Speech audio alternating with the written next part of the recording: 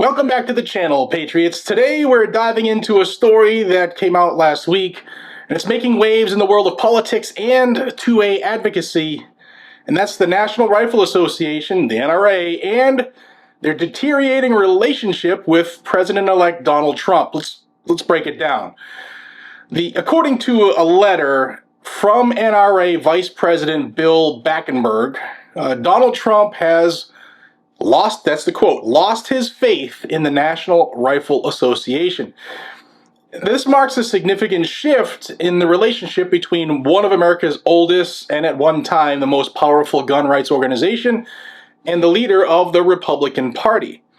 Now let's take a moment to thank the video sponsor, Sonoran Desert Institute. With millions of new gun owners in the U.S., the time has never been better to learn how to be a gunsmith. Sonoran Desert Institute offers online firearms technology education with hands-on labs and materials shipped right to your door. Course topics range from armorers courses to sports management, ballistics, gunsmithing. There's a whole bunch on there. You can check them out at sdi.edu/G&G. Get your education and turn your passion of firearms into a successful career. Check them out. Links are down below. All right, what's behind this apparent fallout? The letter was co-signed by the NRA's second vice president, Mark Vaughn, and it reveals that Trump felt the NRA didn't do enough to support his 2024 campaign.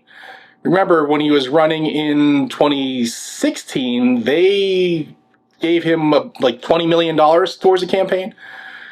And he was especially critical of the organization's legal spending, where the NRA spent tens of millions of dollars annually on attorney William A. Brewer III, whose political donations reportedly favor anti-gun Democrats.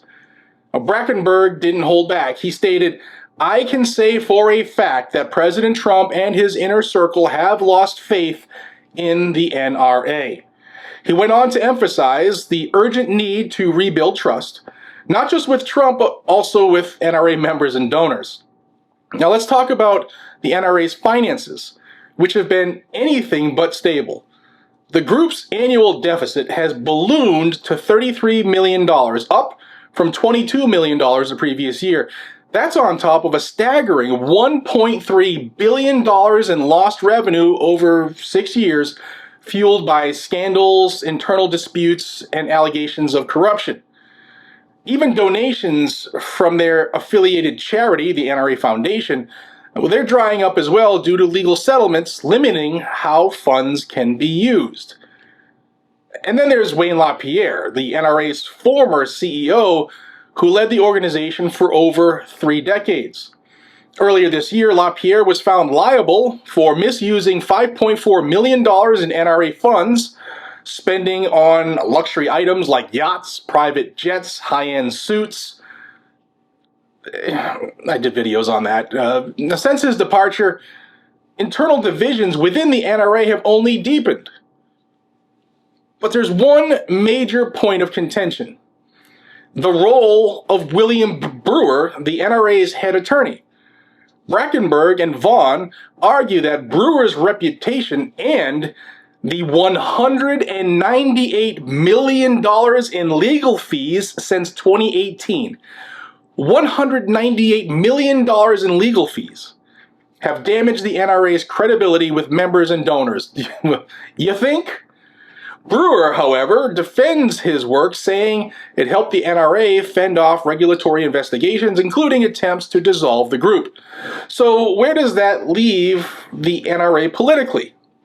Doug Hamlin, who's the group's new CEO, says they're focused on rebuilding for 2025. But board members like Jeff Knox, who I know personally, predicted that the NRA would be less active in the political arena in the coming years in order to rebuild. Now, like I said, I know some NRA board members personally, and there is a growing number of people who are really interested in turning the ship around and fixing the NRA. And recent elections have helped to grow that group of individuals as well. Now, if they cannot overcome the old guard, the NRA's future looks uncertain, caught between financial turmoil, internal divisions, and fractured relationships with one of the most prominent political allies. What do you think this means for the NRA's influence moving forward? Will they bounce back, or is this the beginning of the end? I've been saying it was the beginning of the end really for the last couple of years, let's be honest.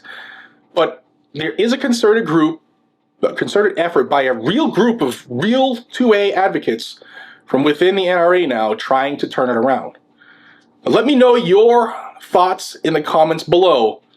And as always, don't forget to like, subscribe, and hit that notification bell for more updates on stories that really matter in the world of the Second Amendment. Thank you for watching, and I'll see you on the next video.